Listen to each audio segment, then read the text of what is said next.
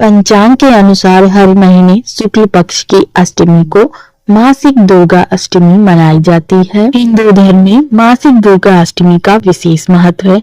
नवरात्रि में पड़ने वाली अष्टमी को महाअष्टमी कहा जाता है। इसके अतिरिक्त हर महीने के शुक्ल पक्ष की अष्टमी तिथि को मासिक दुर्गा अष्टमी व्रत किया जाता है। इस दिन माँ दुर्गा का विधि विधान से पूजा करने के साथ ही भक्त उन्हें प्रसन्न करने के लिए व्रत भी करते हैं। तो आइए जानते हैं फागुन माह में मासिक दुर्गा अष्टमी कब है, अष्टमी तिथि कब शुरू कब समाप्त, व्रत की विधि एवं महत्व के बारे में। मार्च महीने में फागुन शुक्ल पक्ष की अष्टमी अर्थात मासिक दुर्गा अष्टमी 17 मार्च 2024 दिन रविवार को है। फागुन शुक्ल पक्ष की अष्टमी तिथि का प्रारंभ 16 मार्च को रात्रि 9:38 पर हो रहा है और अष्टमी तिथि की समाप्ति होगी 17 मार्च को रात्रि 9:52 पर। मासिक दुर्गा अष्टमी का महत्व। मासिक दुर्गा अष्टमी के दिन व्रत व पूजन करने से माँ जगदम्बा का आशीर्वाद प्राप्त होता है। मान्यता है कि माँ आदिशक्ति अपने भक्तों के कष्टों को दूर करती हैं।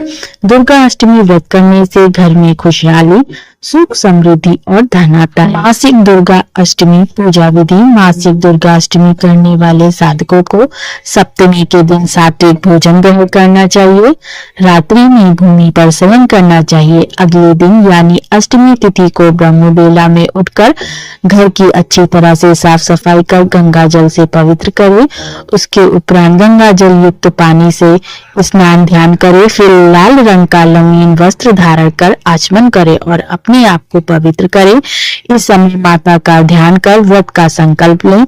अब पूजा गृह में एक चौकी पर माँ दुर्गा की प्रतिमा अथवा तस्वीर स्थापित कर षोडश उपचार करें। माँ दुर्गा को लाल रंग अति प्रिय है, अतः पूजा में उन्हें लाल पुष्प और लाल फल अवश्य भेंट करें। साथ ही 16 श्रृंगार और लाल चुनरी भी चढ़ाए। अब माँ दुर्गा की पूजा धूप, दीप, दीपक आदि से करे। पूजा करते समय दुर्गा चालीसा का पाठ करें और निम्न मंत्र का जाप करें। सर्व मंगल मांगल्ये शिवे सर्वार्थ साधिके शरण्ये त्र्यंबके गौरी नारायणी नमोस्तुते। या देवी सर्वभूतेषु माँ दुर्गा रूपेण संस्थिता। नमस्तस्यै नमस्तस्यै नमस्तस्यै नमो नमः। अंत में आरती आराधना करे। दिन भर उपवास रखे। साधक चाहे तो दिन में एक बार फल और जल ग्रहण कर सकते हैं। शारीरिक शक्ति का दमन न करे। यथाशक्ति तथा भक्ति के भाव से व्रत उपवास करे। शाम में आरती अर्चना के बाद फलाहार करे। रात्रि में जागरण कर भजन कीर्तन कर सकते हैं। अगले दिन नवमी तिथि को नियमित तरीके से पूजा पाठ कर व्रत को खोलें। मासिक दुर्गा अष्टमी में घर में सुख और समृद्धि के लिए माँ की ज्योति हमेशा आदमियों को में ही जलाना चाहिए। पूजा करने वाले का मुख पूजा के समय पूर्व या उत्तर दिशा की तरफ हो। पूजा के समय पूजा का सामान दक्षिण पूर्व दिशा में रखना चाहिए। मासिक दुर्गा अष्टमी की पूजा करते समय यह ध्यान रखना चाहिए कि पूजा में तुलसी, आंवला, दूर्वा, मदार और आग के पुष्प का इस्तेमाल नहीं करना चाहिए। घर में कभी एक से अधिक माँ दुर्गा की प्रतिमा या फोटो नहीं रखना चाहिए। तो आइए जानते हैं मासिक दुर्गा अष्टमी की कथा।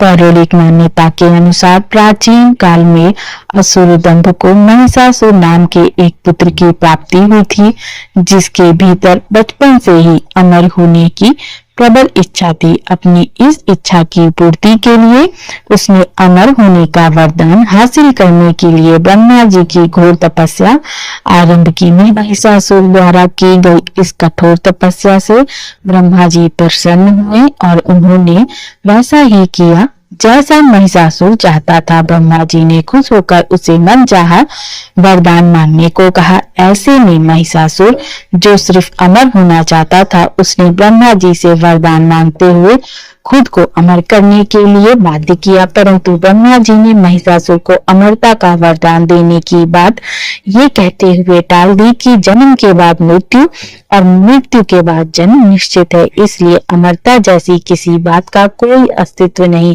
जिसके बाद ब्रह्मा जी की बात सुनकर महिषासुर ने उनसे एक अन्य वरदान मानने की इच्छा जताते हुए कहा कि ठीक है, यदि मृत्यु में होना तय है तो मुझे ऐसा वरदान दे दीजिए कि मेरी मृत्यु किसी स्त्री के हाथ से ही हो। इसके अलावा अन्य कोई दैत्य, मानव या देवता कोई भी मेरा वध न कर पाए। जिसके बाद ब्रह्मा जी ने महिषासुर को दूसरा वरदान दे दिया। ब्रह्मा जी द्वारा वरदान प्राप्त करते ही महिषासुर अंधकार से अंधा हो गया, इसके साथ ही बढ़ गया और उसका अन्याय मौत के भय से मुक्त होकर उसने अपनी सेना के साथ पृथ्वी लोक पर आक्रमण कर दिया, जिससे धरती चारों तरफ से त्राहिमाम त्राहिमाम करने लगी। उसके बल के आगे समस्त जीवों और प्राणियों को नतमस्तक होना पड़ा।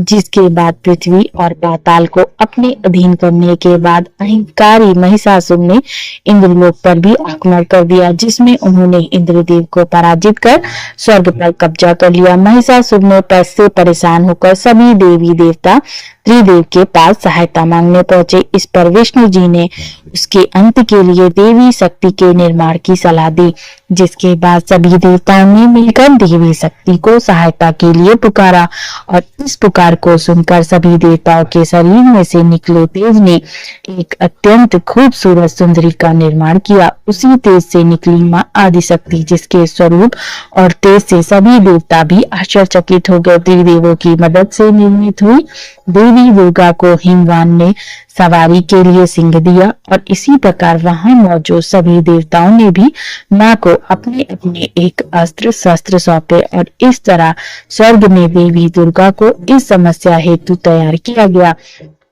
माना जाता है कि देवी का अत्यंत सुंदर रूप देखकर महिषासुर उनके प्रति बहुत आकर्षित होने लगा और उसने अपने एक दूत के जरिए देवी के पास विवाह का प्रस्ताव तक पहुंचाया। अहंकारी महिषासुर की इस ऊंची हरकत ने देवी भगवती को अत्यधिक क्रोधित कर दिया, जिसके बाद ही मां ने महिषासुर को युद्ध के लिए ललकारा। मां दुर्गा से युद्ध की ललकार सुनकर ब्रह्मा जी से मिले वरदान के अहंकार में अंधा महिषासुर उनसे युद्ध करने के लिए भी तैयार हो गया। इस युद्ध में एक एक करके महिषासुर की संपूर्ण सेना का मां दुर्गा ने सर्वनाश कर दिया।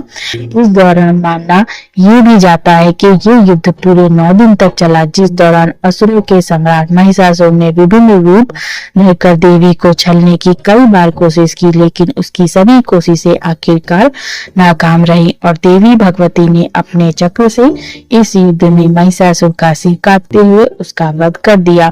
अतः इस तरह देवी भगवती के हाथों महिषासुर की मृत्यु संभव हो पाई। माना जाता है जिस दिन मां भगवती ने स्वर्गलोक, पृथ्वीलोक और पाताल लोक को महिषासुर के पापों से मुक्ति दिलाई, उस दिन से ही दुर्गा अष्टमी का पर्व प्रारंभ हुआ। आशा है आपको ये जानकारी पसंद आई होगी। अगर वीडियो पसंद आई है तो वीडियो को लाइक कर दें और अगर मेरे चैनल पर नए आए हैं तो जल्दी से जाके मेरा चैनल सब्सक्राइब कर दें। जय मां दुर्गे।